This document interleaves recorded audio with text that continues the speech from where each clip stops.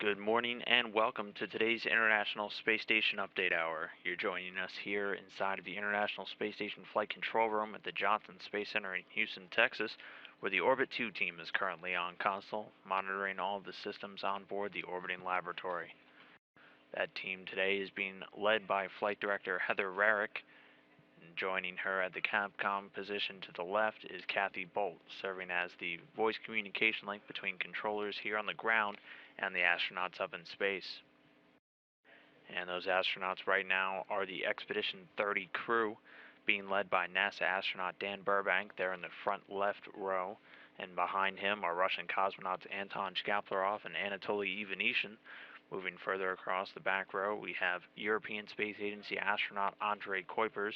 NASA astronaut Don Pettit, and in the front right, a third Russian cosmonaut Oleg Kononenko.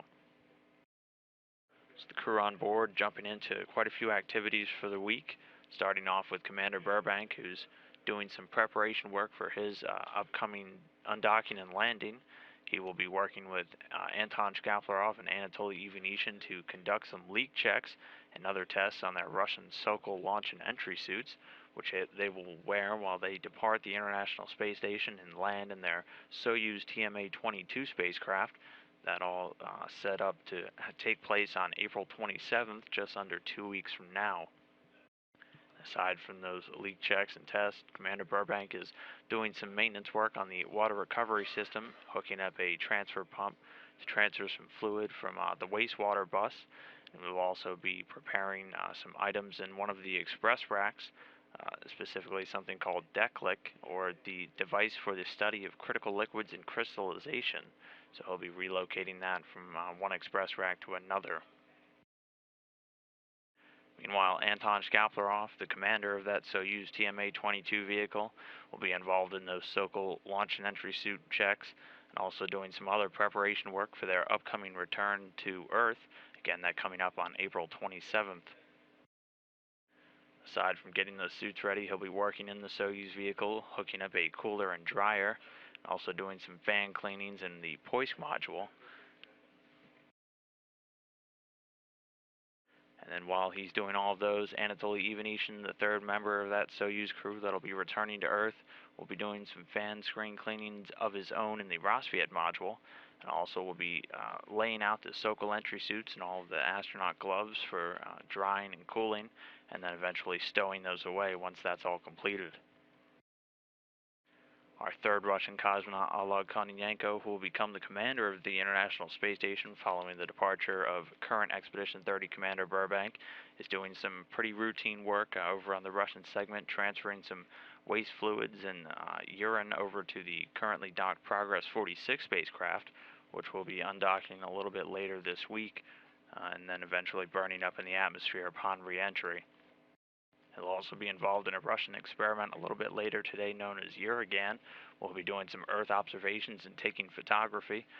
And all of this is done in the hopes of better using the International Space Station as an outpost for both monitoring and predicting any potential hazards and catastrophes down here on Earth, both man-made and natural. And then moving on, Andrei Kuipers is very busy today, working alongside Don Pettit, doing some onboard training with for the upcoming SpaceX launch. He'll be working alongside Pettit, rehearsing some rendezvous and grapple with the Candidate-2 arm, working out some procedures while they're at the Kupla Robotics workstation. That Dragon spacecraft currently scheduled to launch at the end of April, and then aiming for a rendezvous with the International Space Station on May 3rd, will be berthed to the Earth-facing port of the Harmony module, and that will be the first commercial resupply cargo vehicle in order to bring resupplies back up to the International Space Station, again, currently targeted to dock on May 3rd, so Kuipers will be doing quite a bit of training for that today, making sure he's familiarized with all of the necessary robotic work, and he'll be working alongside NASA astronaut Don Pettit. Aside from that SpaceX training, Don Pettit and Kuipers will also be involved in the Space Sound experiment, which is a Japanese experiment which uses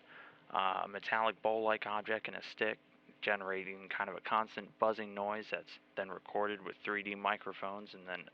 whichever crew member is non-actively making the sound, a Japanese investigation into how sound is traveling and received while on board the International Space Station. And aside from that, Pettit will also be setting up the super sensitive HD TV camera inside of the cupola to capture some of that more fantastic aurora views that we get during all of the nighttime passes for the International Space Station.